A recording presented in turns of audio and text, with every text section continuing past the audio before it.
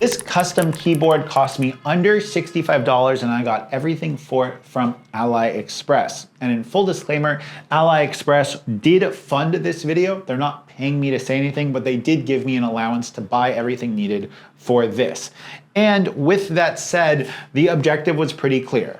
Build a custom mechanical keyboard and have all of the parts coming in at under $65, and we totally smashed that one out of the park. The case that I went with was an Akko 5075S. I chose it because I wanted to have a keyboard that was going to be compatible with VIA, so I could try customizing macros and hotkeys and kind of dive into that world on my Mac computer that I use for video editing. Although I have two other PCs, they rarely get used for casual use or for professional use even. The next was switches. Now, I have an issue where I have very little to no feeling in my pinky or my ring finger on this hand. And being that I'd already tried the Leobog Reaper green switches with my Ola 75 and I didn't like a linear switch, I changed those switches out for some Akko creamy blue tactile switches, which I kind of liked more. But I still missed the clicky responsive feedback that I had with my RK blue switches on my RK68, which is now dying or dead, or if you guys want me to do a video where I take this whole thing apart and try to bring it back to life, comment down below. That means I was looking for some budget clicky switches, and the sounds of Hanoi are outside if you can't hear that. So in the budget that I had for coming in with everything under 60, don't they know I'm filming? So being that I wanted some clicky switches, I settled for the outemu gold switches. Now, from everything I read about the outemu gold switches online, these were a clicky switch that feels more like a tactile switch and it has less of an audible click, but these did not cost me very much for the full set for this keyboard. That was maybe one of the first things that I'll change, and we'll talk about all of the regrets or things I would change in a moment or two.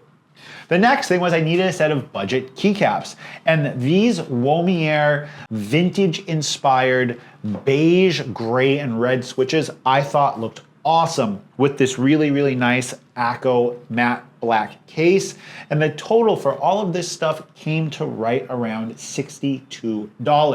$3 under budget, which was awesome. When it came time to assembly, knowing that I was going to have clicky switches, I wanted to do something to maybe modify or to deaden some of the sound.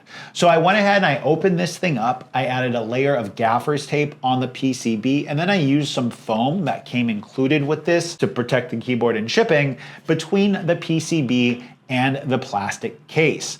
Overall, the sound that I got when tapping on this plastic case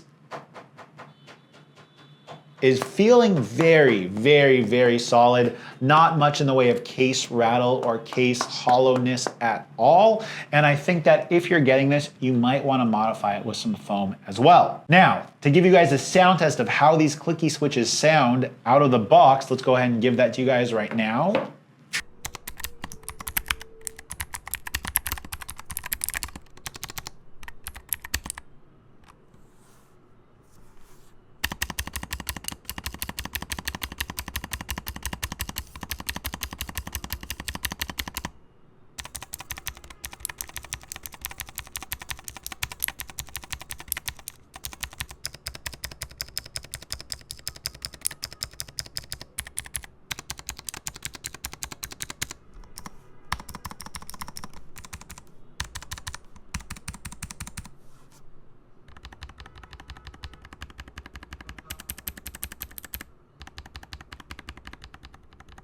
I'm not a fan of how like clickety and clacky these sound, or maybe it's just the tone that I'm not a fan of. I much prefer the way my RK68 sounds when compared. Maybe I need a pair of more firm tactile switches, something that's going to give me a little bit more feedback when I press the buttons so that my fingers and my brain is aware that buttons are being pressed.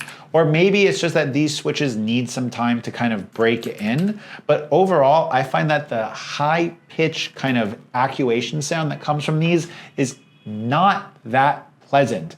And maybe I should switch out the Akko creamy blues that I have with these on this keyboard to go ahead and just see how that sounds. But overall, I'm actually really happy with the typing experience. Although the sound isn't that great, I love the feedback, I love the feel, and even though it's not as well sprung or kind of as well dampened, I do find that the overall dampening force isn't very fatiguing on my hands, and I can really go ahead and type for a while.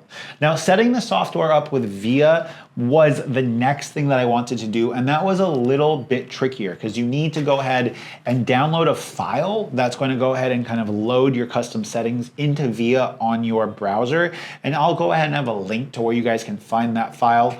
And then once you do that, you can reprogram everything however you want with whatever controls you want in VIA. And I still need to take a deeper dive into macro key customization, but I think that if anyone is looking to build their first keyboard, I think that you should definitely spend maybe a little bit more money for a slightly higher end level of switch.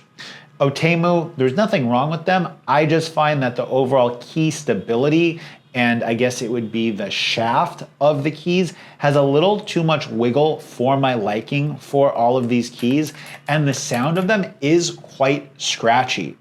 I think I might need to get a set of Akko Cyan or whatever the Akko clicky switch is, and those were just a little bit out of my budget. But I think that you could build a really, really nice, really solid mechanical keyboard for under 75 or 80 bucks on AliExpress with just parts on AliExpress. And there really is very little to no need to spend more money than that for a custom keyboard. I understand some people might like the way a metal keyboard feels, but this plastic feels really, really nice and high quality. And overall, I'm pretty satisfied with just the overall kind of build and the way this thing feels.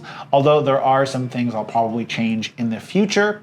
Go ahead and drop whatever your questions might be about this build in the comment section down below. I'm really happy with the response I've had on Reddit from you guys. The Reddit keyboard community is pretty freaking sweet, really supportive. Everyone has been commenting, giving feedback and stuff like that. And I really, really appreciate that. And if you guys want to do anything else to support me, just use the affiliate links. You guys don't need to become channel members. I'm not looking for you to join a Patreon. Just go ahead, drop a nice comment, give the video a thumbs up. And if you want to buy any of this stuff, whether it be on AliExpress, eBay, Amazon, or possibly even Lazada and Shopee, go ahead and let me know where you're commenting from, whether or not you like a keyboard build like this and what I should do in the future to possibly change it. Should I get some really nice clicky or more firm tactile switches? Let me know in the comment section. Peace.